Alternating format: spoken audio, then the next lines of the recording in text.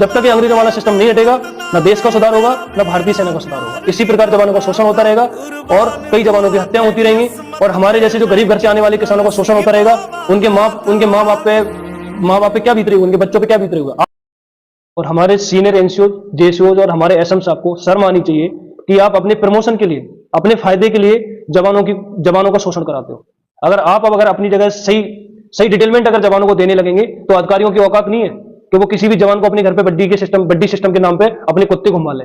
यहां तक कि इतनी हालत खराब है हम जवानों की कि अगर कोई भी जवान अगर अधिकारी के कुत्ते को अगर कुत्ता बोल देता है ना, तो झापड़ खाता है वो उनकी मैडमों के हाथ से कि भाई तूने मेरे इस कुत्ते को कुत्ता कैसे बोल दिया। ये औकात रखते हैं, वो कुत्ता नहीं होता है, वो हम कुत्ते हैं। हम जो जवान हैं, हम जो उनकी सेवा कर रहे हैं, हम कुत्ते हैं, उनका कुत्ता नहीं है। तो अभी आप ये सोच सकते हैं कि अपनी औकात क्या है।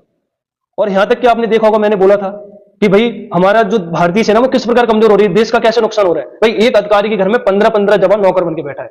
अगर एक जवान की सैलरी सरकार 50 से 70 हजार रुपए दे रही, तो 10 जवानों की सैलरी कितनी हो रही है? 5 से 6-7 लाख रुपए के नौकर अधिकारी अपने घर में काम करा रहे हैं, नौकर की तरह।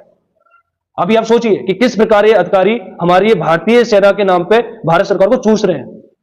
वही जवान जो 10 से 15, 20 बंदे अधिकारियों के घर में काम कर रहे हैं, वो यूनिट में अगर काम करेंगे तो यूनिट में जब अपने वो देश सेवा के भाव से अपनी सर्विस करेंगे, तो बाकी जो जवान है और भी जो हमारा जो वर्क है वो उच्च लेवल का वर्क होगा, जो हमें लड़ाई के दौरान या हमारी सर्विस के दौरान एक अच्छे तरीके से वो हमें सपोर्टिंग में रहेगा और हमारे आगे वो हमें लाभ आएगा।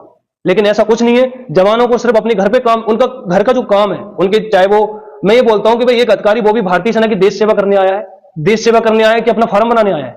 जितने भी अधिकारी वो सभी ने अपने फार्म बना रखे हैं, 1-2 बीघा के एरिया में उन्होंने फार्म बना रखे हैं। उस फार्म में तुम नौकर की तरह काम करते रहे, देश सेवा कर रहे हैं कि बस अपनी ऐशो आराम की जिंदगी अय्याशी कर रहे हैं।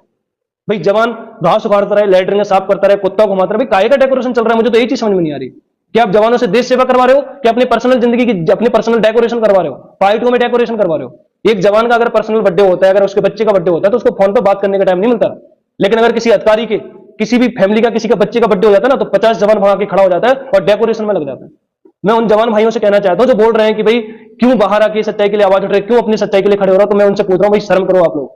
अगर अधिकारियों की सेवा करना है, अपने माँ बाप की सेवा कर लो घर पे आके, तो कम से कम भगवान खुश होगा कि अपने माँ बाप की सेवा कर रहे हैं।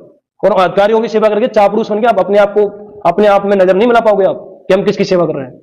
तो मैं भारत सरकार से निवेदन करता हूं, रक्षा मंत्री जी से, कि इस वीडियो को देख के संज्ञान लें और भारतीय सेना के अंदर किस प्रकार का सिस्टम चल रहा है, किस प्रकार से अधिकारियों ने जवानों पे तानाशाही बना रखी है, जिस प्रकार से उनको गुलाम बना रखा है, उन पे संज्ञान लें और उनको देखें, उनकी कार्रवाई करवाएं। नहीं तो इसी प्रकार जवान ऐसी अपनी भारतीय सेना की देश सेवा से निष्कासित हो रहेंगे। किसी भी प्रकार का उनके ऊपर वो टारगेट करके उन्हें किसी भी प्रकार